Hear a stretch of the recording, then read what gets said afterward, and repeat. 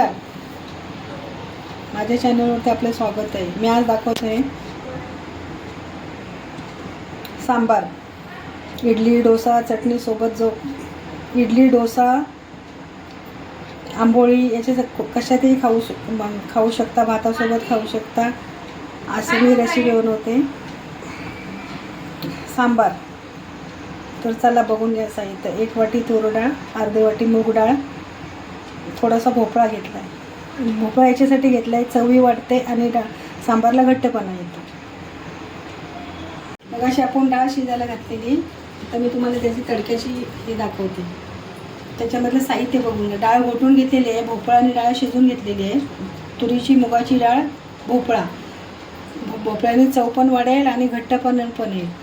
तर आता ह्याचं साहित्य बघून घ्या. फोडणीचं टोमॅटो, कढीपत्ता, कोथिंबीर, हिरवी मिरची, कांदा, फोडणीसाठी मेथीचे दाणे, सांबार मसाला आणि चिंचेचा कोळ.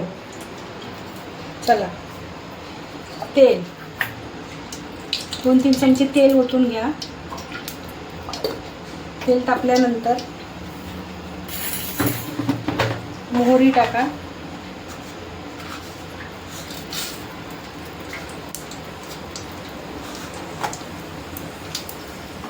मोहरीला थोडंसं होऊ द्या, तडतडू द्या.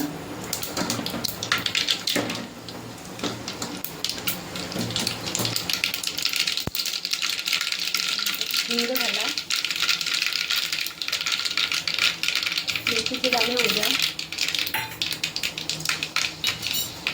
झाल्यानंतर मिरची,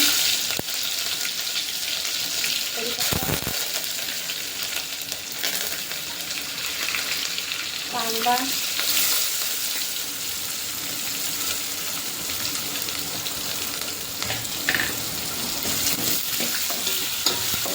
कांदा थोडा मऊ झाला की टोमॅटो घालून घ्या. त्याच्यावर थोडीशी कोथिंबीर घाला.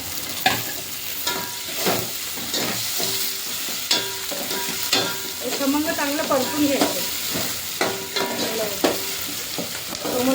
टोमॅटो थोडंसं गळून द्यायचं. थोडं शिजेपर्यंत फिरवत राहा किंवा शिजू द्या.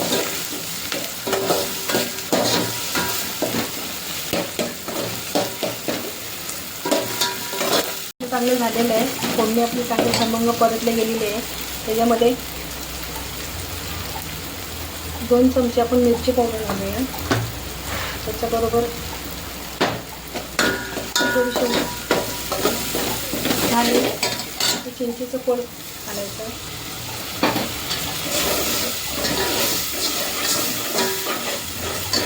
ते आपण घोटलेली डाळ आहे.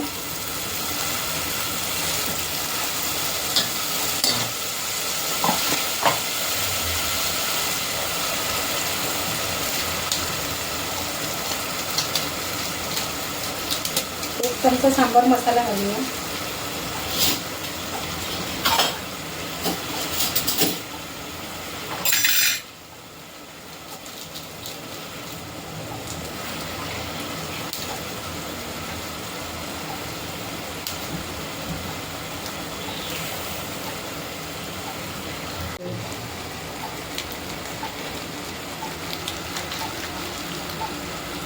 एक किंवा 1.5 चमचा सांबार मसाला घालायचा.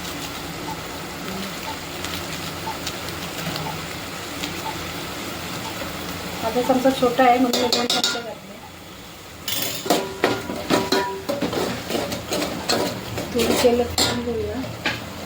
आता घोटलेली डाळ आहे ती फोडणीमध्ये ओतायची.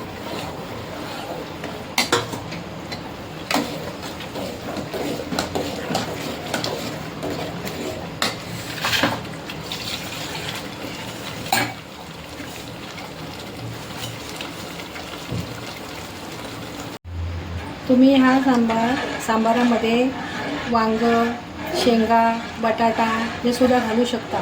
पण माझी इडलीची ऑर्डर होती, त्यांनी सांगितलेलं की सांबारामध्ये तुम्ही शेंगा घालू नका.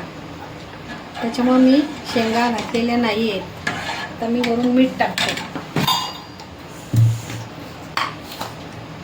चवीप्रमाणे तुम्ही मीठ टाकून घ्या.